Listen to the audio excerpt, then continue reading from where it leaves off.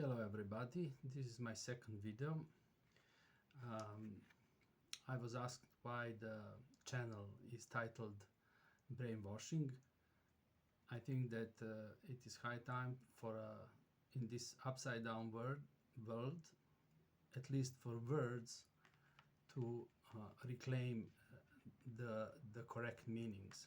So I suppose many people have really problems in addressing today problems of today's world, and there is some sort of influences that are really obfuscating the realities that are becoming more and more dangerous for all of us. Hence, some sort of goodwill brainwashing might be welcomed in times like this. Okay, the like the reason for this video is the Facebook post that I made maybe a month ago or so. I shared a statement by Norman Finkelstein about him supporting Houthis or Ansar Allah group in Yemen as a Jew. He said that he was supporting them as a Jew, and he also commented on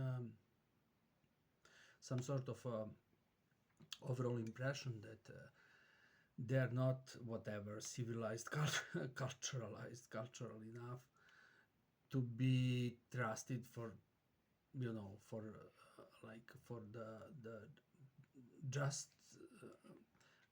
reasoning of their activities, which are in fact pretty much in accordance with anything that we could consider as is international law, because they are intervening against Israel's and its allies' actions, which are at least described at the moment as genocidal war against Palestinian Arabs in Gaza, also in Western Bank, that continues the decades of apartheid, discrimination, expulsion, exploitation, etc., which are pretty, in fact, normalized in the entire Western world, in what we call today collective West. And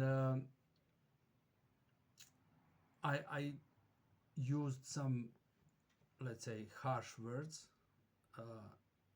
in opinion of Facebook friend that I mentioned, like Euro scam or something like that, because in fact I considered Israeli death squads, which in fact pretty much makes up most of its army, as a proxy warriors of European imperialism, also American imperialism of today. These are conjoined imperialisms,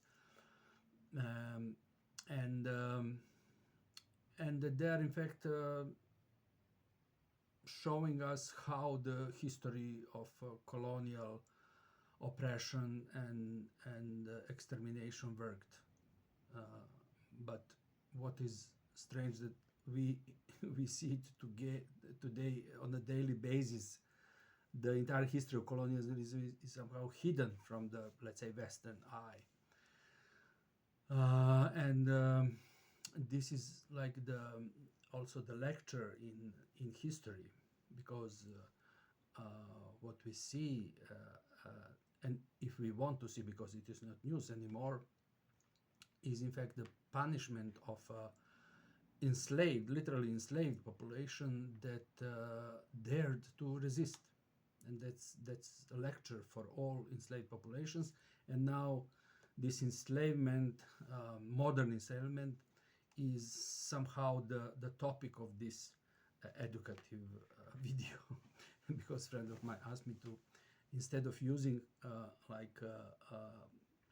harsh words, try to explain, to educate people about the problems, which was quite confusing for me, because what I have to educate or to explain to somebody that there should not be killing of hundreds and thousands of people, including kids and women and elderly, on a daily basis, destruction of entire communities, families, institutions, with in fact support of entire civilized West. You know, this is how civilized it is indeed, and what is the measure and norm of its this civilization. Anyway, so I was thinking, in spite of this strange expectation that education is needed against something that is a genocidal war, I came up with the idea to explain it with some sort of metaphor or example that functions on some similar level, which is the assault and destruction of individual or community or entire, to say, group or civilization by superior group or civilization. And I all of a sudden I realized that the good example might be the example from the Alien movie, Alien, which was considered as so traumatic because it appeared that there might be more superior civilization than ours, individuals of that life from another universe, like they are more powerful than us in like organically speaking. They're more they're at least at the same civilizational level. They have spaceships and all that, and they can use our species, our human species, in fact our bodies, as a sort of material, in fact, for nurturing their whatever it was, I don't know, eggs or larvae or fetuses, whatever this species implants into the body of a human, when after a few days or week or two, the newly grown individuum of alien species just gets out of the body, destroying its host, killing its host, and continuing its individual development, usually using again human flesh for survival, just as a food. To add on this superior physical and capacity of moving, sensing, observing, it seemed that in one moment this individuum of this foreign species, foreign civilization, had also some sort of capacity of not empathy, but communication in terms of exchange of understanding that there is some sort, let's say, personality in this what it considers as a food. Anyway, so I'll try to explain the problem of colonialism and imperialism, and hence the need of entire collective West mindset, imperial mindset. Not everybody is like imperialist there, and into imperialism there is quite significant resistance to everything that is going on in Israel, and also to imperialist reproduction of imperialist relations. But anyway, for an average European to say, the slaughter in Gaza is somehow connected to his or her understanding of its own power and the necessity to reproduce that power position. I would dare to say that most of the people understand that their own existence somehow, directly or not, depends on the capacity of imperial power, which is now conveyed through Israeli army, to discipline the third world masses, where Palestinian Arabs and Muslims are now representatives of third world masses in this exact disaster that we watch, as some philosopher put it, as an aquarium, and still don't dare to say what it is exactly and what consequences could or should be for what is going on.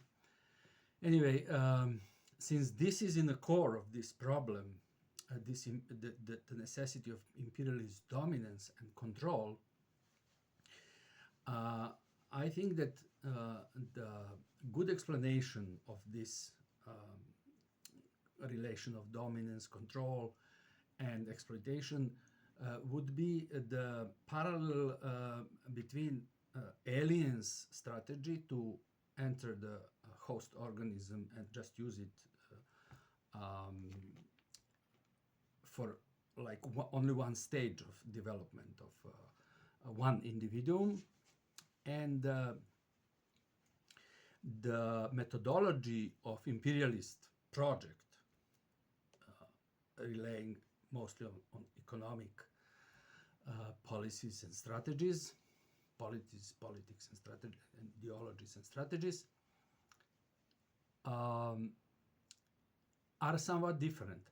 While alien enters the host organism just to plant its whatever it was, egg or larva or fetus or something like that into the organism, into human body, the imperialist project implants into the body, symbolically speaking, which means into society, in the first place into economical system and also political system of colony or third world country, of global south country, peripheral countries in terms of world system analysis, countries of capitalist periphery, which is not that much geographical terms, though there is also some connotation of geographical division of the world, but it's structural term.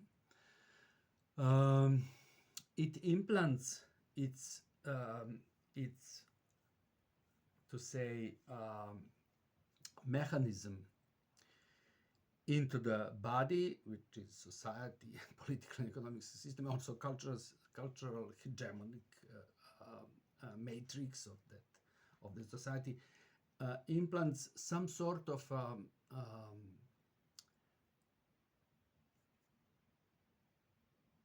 pump that pumps, that sucks, in fact, the life energy from the host and transfers it to the imperialist center. And difference between alien of this type from the movie and this sort of aliens, which, don't forget, also approach there out of thin air, and they are superior, at least technological. In most of the cases, they were much more superior than the people that were exposed to their implementation of their mechanism of drain and exploitation. They, as opposed to the alien from the movie, they leave this mechanism, this implant there. It stays there forever and ever, at at least it is projected in that way. So the drain of energy, the usage of whether individual organisms, bodies, minds, and local culture, and of course local economy, and at least most of it, and natural resources, human resources as well, of course, is formatted to last forever. And we have, for example, the study by Jason Hickel and group of authors that calculated the outcome of that relation between global north and global south, to put it simply, from 1990 till 2015. And I will post the abstract of that paper and the link so that you can check it for yourself. So it's incredible situation. It's like some, maybe we can compare it to some sort of evolutionary adopted tapeworm, which is not in its entirety into the host organism. It's just there with its main extraction segments that can extract whatever materials, energies, knowledges from the host, but where the final segments which are capable of materializing that extraction, whether in form of money or resources or intelligence, not intelligence, but intellectual work and labor, like contribution by local, let's say, scientists or institutional work and achievements that can deliver it to this tapeworm is so advanced that it can live and suck all the value there and just bring it to the imperialist center. Unintentionally, I'm showing down there, somewhere down there is in fact Africa, for example, and up there is Northern Europe. Anyway, so that would be the parallel, and I don't know, is it educative, but I propose to check this abstract from the paper that I mentioned, and then to check also the link with the interview with the so-called Nobel Prize for Economy laureates from last year, 2024. I say so-called because Nobel didn't plan to give a prize with his name in the field of economy.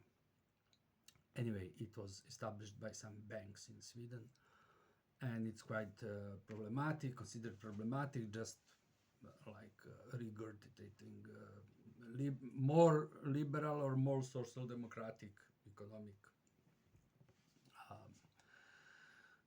theory.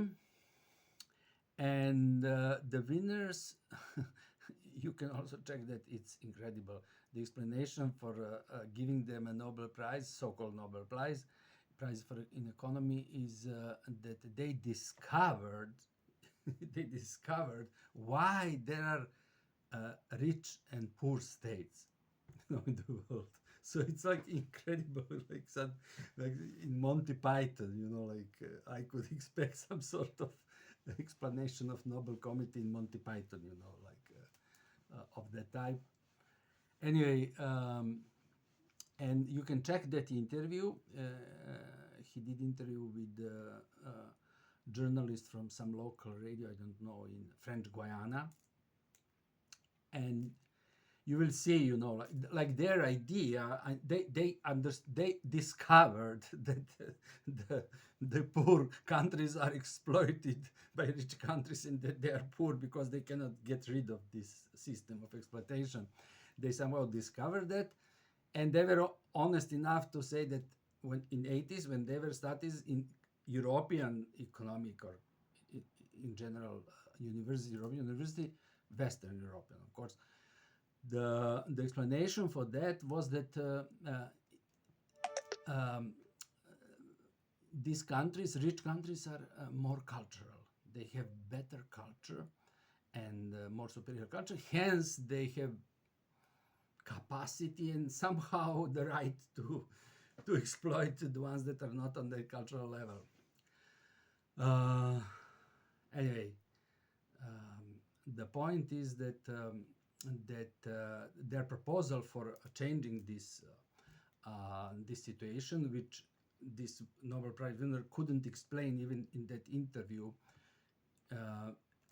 how possible it is to build institutions and to empower middle classes in these peripheral countries so that they will then fight for some sort of equality, and they will somehow, by some miracle, I suppose, manage to catch up with these developments. I mean, that never happened in history unless these peripheral countries at the time de-linked themselves, broke their relation with imperialist core, which happened during Russian Revolution and during Chinese Revolution, also partly during Yugoslav and Albanian revolutions, and the Cuban Revolution as well, and managed to get rid of this tapeworm, you know, like to like to simply to destroy that relation, and then through variety of problems, even huge problems, managed to build their own economical strategies, and to a certain extent also independence of this imperialist core. And we see today, especially with the advancement of China's economy, that in the end it was successful attempt. But anyway, and it never happened like that peripheral country. There is one example, South Korea, that is usually used as proof that it was possible. But just check the last link. It is for the work by Cambridge professor of Korean origin, which explains that it is exactly these institutions which are built in during the colonial subordination of peripheral, poor, non-developed countries that are obstacle for liberation of so the entire system, the organization of economy of entire society, let's say, was to host the mechanism, to host the tapeworm, to nurture it, to ignore it, or to normalize it. And all of a sudden, that same institutions, or to say that same comprador classes, or even most of middle classes, they have to switch their mindset to some sort of delinking or emancipatory strategies, which is of course very hard. And I think that it is also even more hard for ruling and benefiting classes, which is most of the classes in economies in imperial core, to discover the real reason why they are rich and 2/3 of the world is poor. This is explained in the first paper that I share here, the entire abstract. But maybe there is a starting point. We know that in academy, in some leftist parties, there is a very broad debate about decolonialism, neocolonialism, emancipation, etc. But we have a serious problem because, no one knows at the moment, except maybe some artificial intelligence, how this could be changed. And I think that this fear of lack of that knowledge produces this violence against any form of resistance and demonization of any politics or policy that at any level challenges this given situation of plunder and exploitation of global south and capitalist periphery and semi-periphery by global north and capitalist and imperialist centers. So I hope it was educative enough. Please share your impressions or your comments down there. We can continue discussion. This is what I know. I share data that confirm, I hope, what I say. My illustration is maybe good, maybe not, but this is how I see it. Thank you for your attention, and see you in the next video of brainwashing. Bye.